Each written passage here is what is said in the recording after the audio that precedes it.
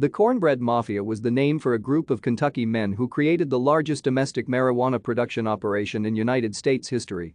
It was based in Marion, Nelson, and Washington counties in central Kentucky.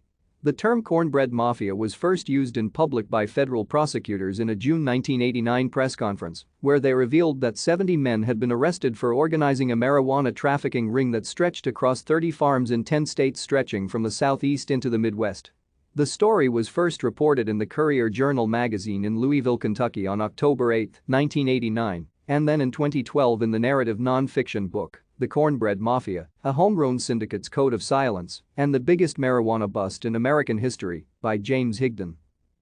In his two books, The Origins of the Cornbread Mafia, a memoir of sorts, and Cornbread Mafia, The Outlaws of Central Kentucky, author and founding member Joe Keith Bickett chronicles his first-hand account as to how the term Cornbread Mafia was coined in Kentucky in the late 1970s.